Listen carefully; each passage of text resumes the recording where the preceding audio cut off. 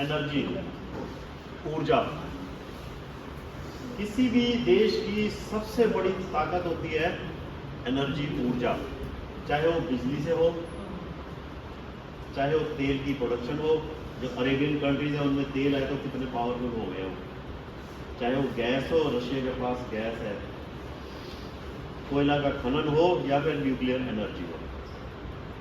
कुछ साल पहले भारत सरकार ने एक पॉलिसी बनाई थी कि हम अनाज, जो सरप्लस अनाज है, उस अनाज से हम एनर्जी बनाएंगे,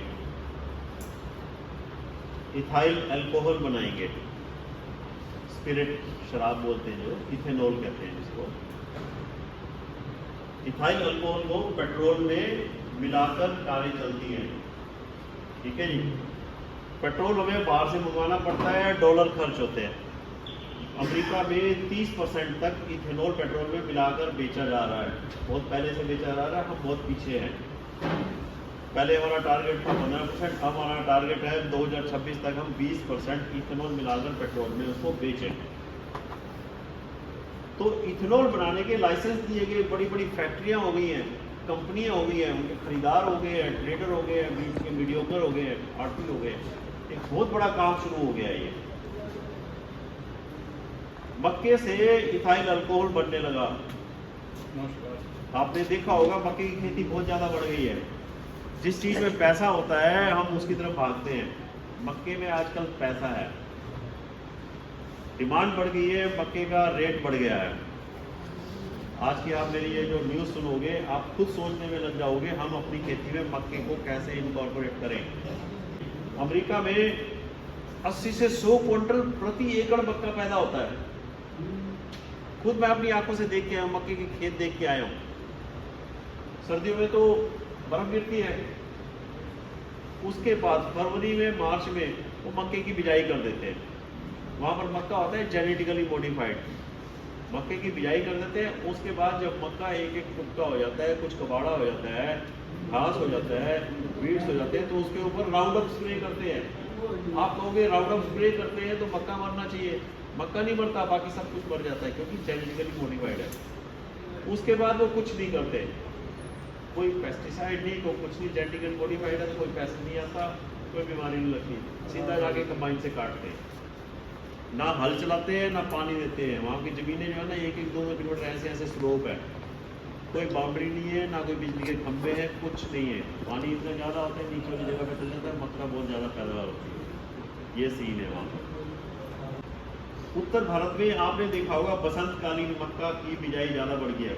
गवर्नमेंट कह रही है अभी खरीद में लगाओ मक्का, 7,000 में भी दे रहे हैं, लेकिन हम खरीद में नहीं लगा रहे, हम आलू के बाद लगा रहे हैं। कुछ लोगों ने सरसों के बाद भी मक्का लगाया है। सरसों इसलिए लगाई है क्योंकि गेहूं में बंडूसी का जो खरपतवार है वो प्रॉब्लम होती है, चलो उससे भी बचेंगे, और इसके बाद मक्का लगा देंगे, ठीक है। इसका असर ये हुआ कि जो सरसों के बाद जो मक्का लगाया, मैं मानता हूँ कि सरसों के बाद जो मक्का लगता है वो मार्च में जाके लगता है। अब मक्का जो मैं आपको डिटेल में बताया था, मक्का जो है मार्च के पहले हफ्ते तक लग जाए तो भी वायबल है, अदरवाइज तो फरवरी है इसका सही समय। आलू के बाद जो मक्का, मैंने भी आलू के बाद मक्का लगाया था, आलू के बाद आप 35 से 40-45 क्विंटल तक मक्का ले सकते हो, और बिक्री जो थी इसकी 2,000 रुपये क्विंटल थी इस साल। सरसों के बाद जो मार्च में लगाया था 30 क्विंटल तक निकला है, कुछ लोगों का 25 भी निकला है। अच्छा, जब मक्का तेज हो गया तो सोयाबीन वाले सोचने लगे, मूंगफली वाले सोचने लगे, हम जो भी फसल करते हैं उसमें हमें बड़ी दिक्कत होती है क्योंकि उसकी कमियां, उसकी प्रॉब्लम्स पता होती है, वो भी मक्के में शिफ्ट हो गए। कैसे देखो चेंज आ रहा है, एक पॉलिसी बदलने से सोयाबीन वाले, मूंगफली वाले किसान भी मक्के पर शिफ्ट हो गए। जिधर आमदनी उधर ही किसान मूंग कर जाता है।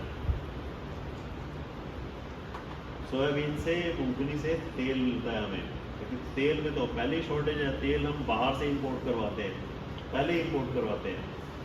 और इस न्यूज़ से आपको ये फ़ायदा हो सकता है, आने वाले समय में तेल महंगा हो सकता है। सरसों के बाद मक्का करें, सरसों का भी हो सकता है, आइडिया लगता है कि भाई तेज़ी आएगी, मक्के में और भी तेज़ी आएगी।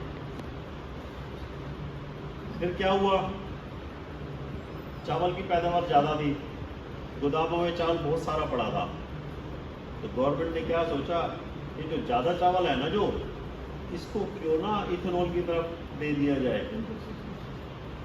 5.2 मिलियन टन, 52 लाख टन चावल जो सरप्लस गोदामों में पड़ा था वो भी इधर दे दिया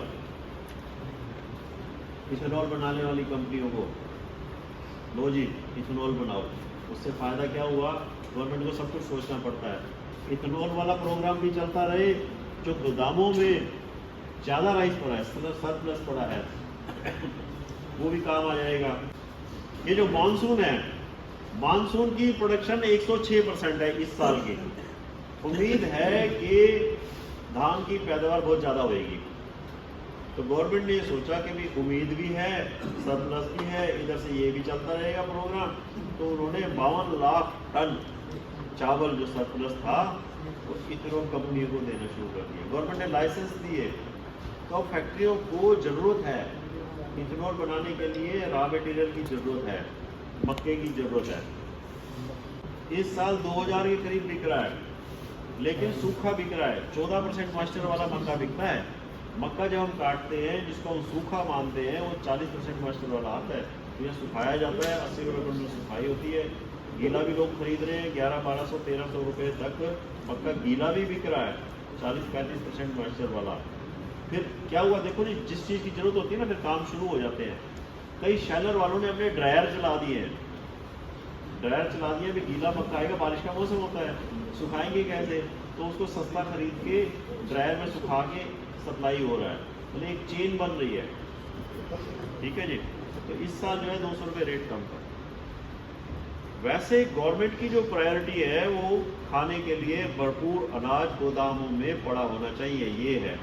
सबसे पहले तो खाने की है, बाद में इथेनॉल पे सोचती है। लेकिन इथेनॉल भी बहुत जरूरी आइटम है। आने वाले समय में मक्के के रेटों में तेजी बरकरार रहेगी। गवर्नमेंट की एक पॉलिसी से देखो कैसे खेती बदल जाती है।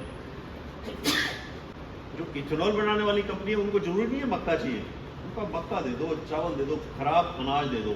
इथेनॉल बनता कैसे? फर्मेंटेशन, खमीर ही उठाते हैं इसका, फर्मेंटेशन से ही बनता है।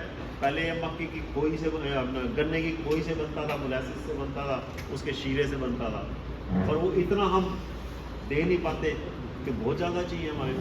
तो ये पॉलिसी बनी कि अनाज से हम एनर्जी की तरफ है। आप तो बस चावल पैदा कर दो, अनाज पैदा कर दो, खरीद का इंतजाम हो गया है।